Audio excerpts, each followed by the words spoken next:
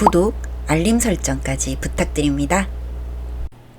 오늘도 우리 사는 이야기 찾아주셔서 감사합니다. 사연자분이 보내주신 이야기 시작해 볼게요.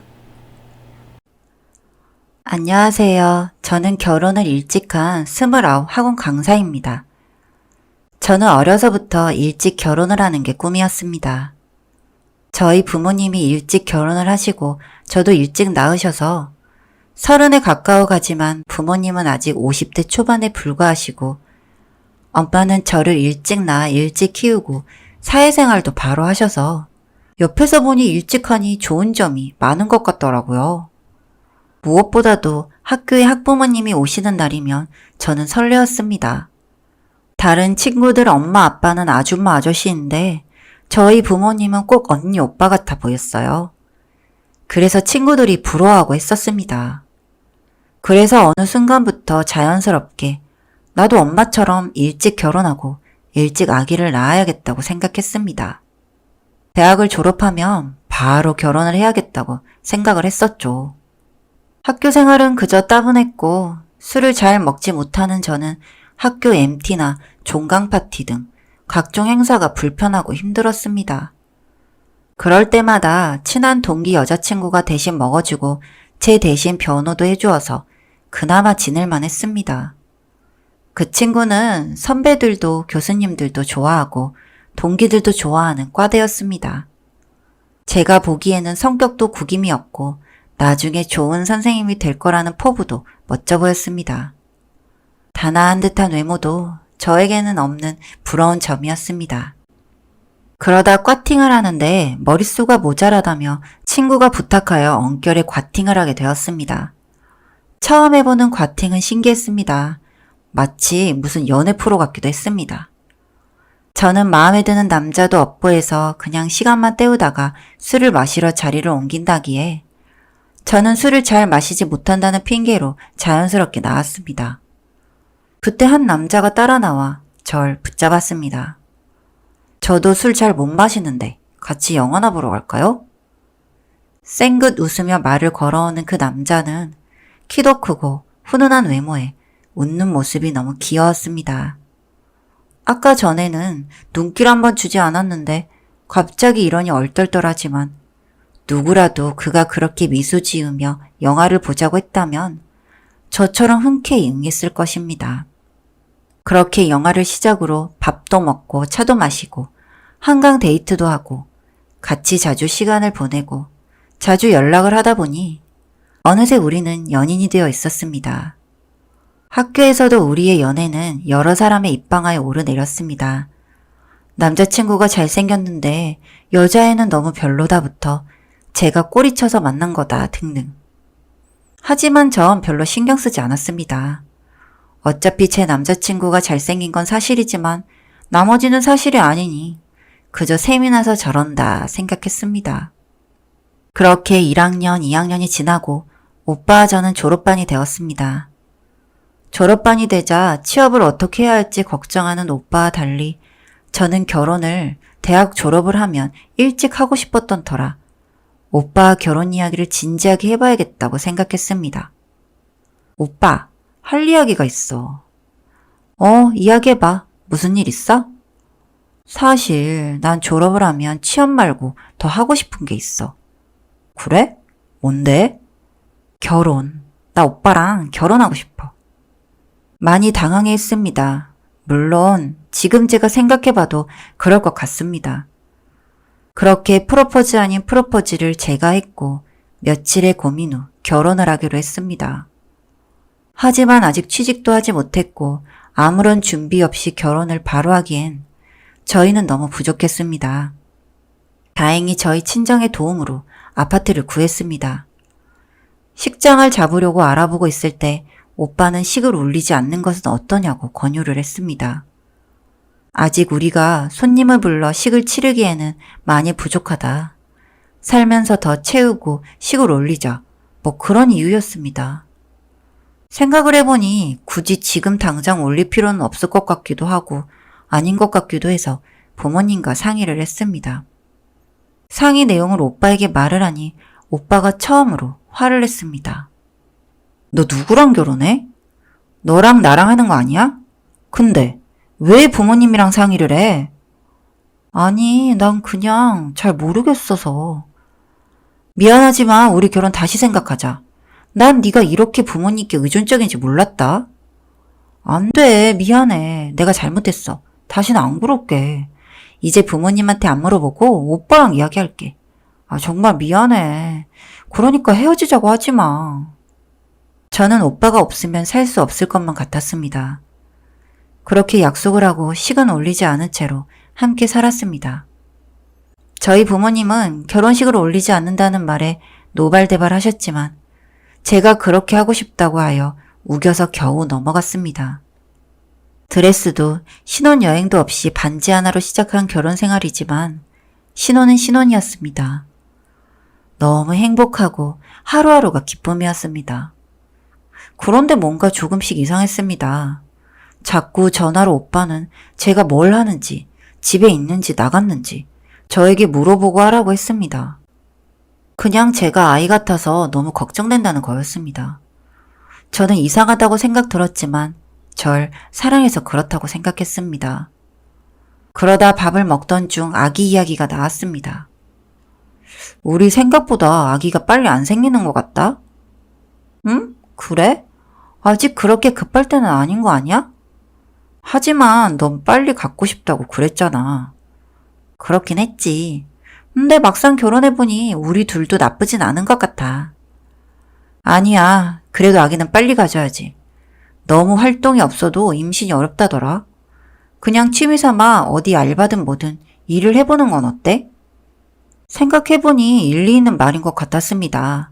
그래서 당장 취직 자리를 알아보았습니다. 다행히 고등부 학원 강사로 금방 취업은 했습니다.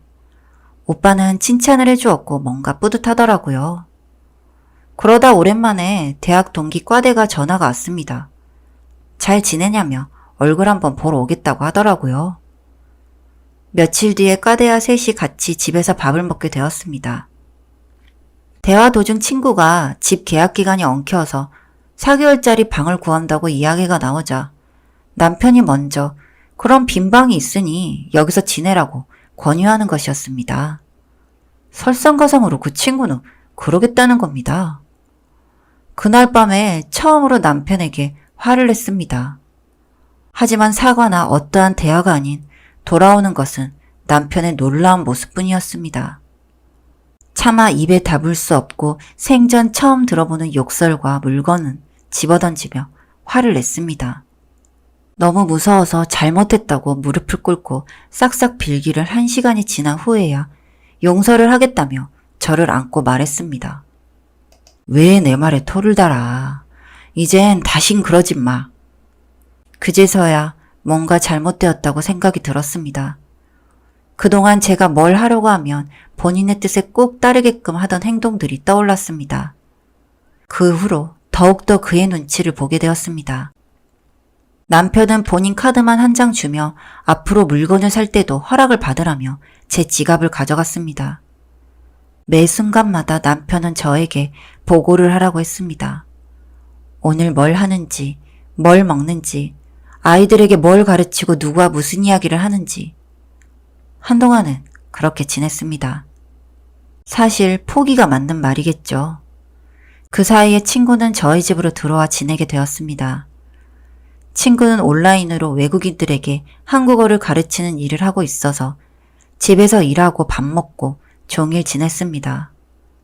그러다 지냈는데 둘이서 밥을 먹다가 갑자기 저에게 얼굴이 요즘 너무 좋지 않다며 병원을 가볼 것을 권유했습니다.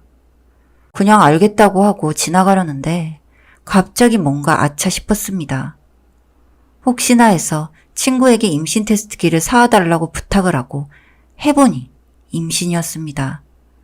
절망적이었습니다. 지금 전 제 몸 하나도 가누기 힘든데 임신이라니. 심지어 남편의 아이를 낳고 싶은 생각이 사라진 지는 오래되었습니다. 이런 저의 속을 알 리가 없는 친구는 연신 축하한다며 뭐든 먹고 싶은 건 다 말하라고 저를 안고 자기 일보다 더 좋아했습니다.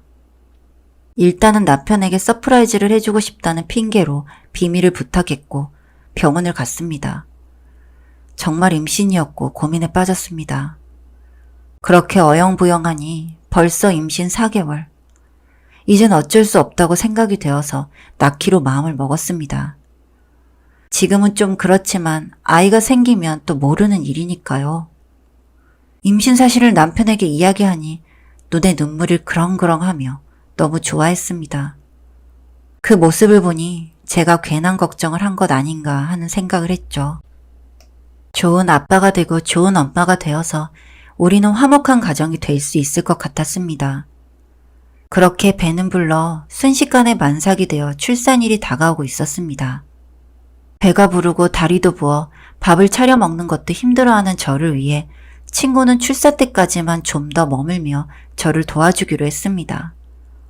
저 출산 가방을 싸는 것, 아기 용품도 함께 찾아보며 준비했습니다.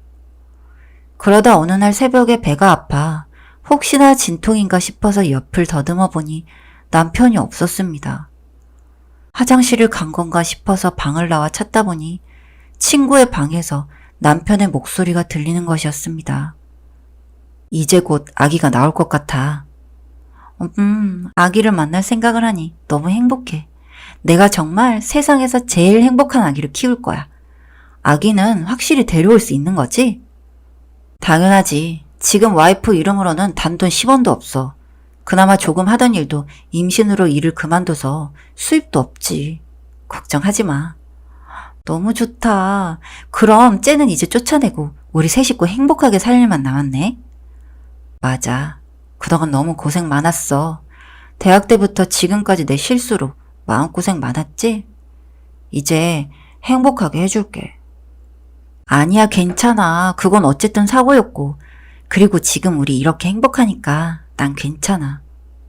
다리가 덜덜 떨렸습니다. 무슨 말인지 이해도 잘 되지 않았습니다. 아이를 데려가다뇨? 그리고 나는 쫓아낸다뇨? 대학 때부터라니 너무 무서웠습니다. 하지만 곧 저는 비명을 지를 수밖에 없었습니다. 머리가 복잡하고 놀랄 틈도 없이 진통은 시작되었고 정신을 차리니 출산을 하고 입원실이었습니다. 일어났어? 고생했어. 아기는 건강해. 그 말에 저는 안도했습니다. 하지만 곧 둘의 대화가 떠올랐습니다. 예전에 저라면 직접 물어봤겠지만 출산을 해보니 알겠더군요. 목숨 걸고 낳은 제 아이, 제가 지켜야겠다고요. 친정 식구들이 병원에 와 있어서 엄마랑 둘이서만 이야기하고 싶다고 말하고 병실에 둘만 있고 다 돌려보낸 뒤 지금까지 있었던 일을 엄마에게 이야기했습니다. 그리고 출산 전에 들은 이상한 이야기들도요. 엄마는 저를 꼭 안고 눈물만 흘리셨습니다. 저도 그동안 참아온 눈물이 왈칵 쏟아졌습니다. 엄마는 걱정 말고 몸조리만 잘하라며 이 일은 알아서 해주시겠다고 말씀하시고는 집으로 향하셨습니다. 3일 뒤 조리원으로 들어가려는데 갑자기 코로나가 터지면서 산모와 신생아 외에는 출입이 되지 않아 남편과 자연스레 강제 분리가 되었습니다. 아마도 그게 제 입장에서는 행운이 아니었을까 싶습니다. 그때까지도 남편은 제가 엄마에게 이야기한 사실은 모르는 듯 했습니다. 조리원을 퇴실할 때는 엄마와 아빠가 마중을 나오셨습니다. 친정으로 곧장 도착해서 엄마에게 들은 이야기는 충격이었습니다. 심부름 센터로 알아본 결과 둘은 고등학교 때부터 사귀었고 대학 때 제 친구가 남편의 아이를 임신하고 유산을 하며 둘은 잠시 헤어지고 저희 남편은 저를 만났던 것이었습니다.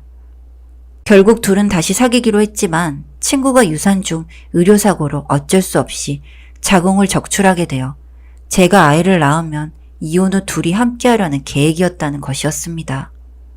엄마는 이건 범죄라며 가만두지 않겠다고 불같이 화를 냈습니다. 저도 물론 고소고발을 할 생각이 있었습니다. 가정폭력에 대한 증거도 조금씩 모아왔던 터라 충분했습니다. 고소고발은 엄마 되기 좋은 법무법인이 제 대리인으로 잘 진행 중입니다. 하지만 뭔가 분이 풀리지 않았습니다. 그래서 전 남편에게 문자를 보냈습니다. 네가 너무 불쌍해서 내 친구의 비밀을 하나 알려줄게. 우리 집에 친구가 들어와 살 때 친구가 한 가지 비밀을 알려주더라. 사실 내 친구가 임신했다던 그 아기, 네 아기가 아니라더라? 남의 아기 지우느라 네 아기를 못 가지게 된 여자랑 잘 살아봐. 이후로 전화며 문자며 둘 다 미친 듯이 오고 있습니다. 친구는 왜 이간질이냐고, 너 때문에 얼마나 맞았다, 뭐 이런 식. 남편은 그 새끼 누구냐고. 사실 전 모릅니다, 누구 애인지. 하지만 법이 주는 벌 말고 저도 벌을 주고 싶어서 그냥 지어낸 이야기였는데 친구의 반응을 보니 진짜인 것 같았습니다. 덕분에 저는 지옥 탈출하고 아이와 같이 행복하게 살 일만 남았습니다.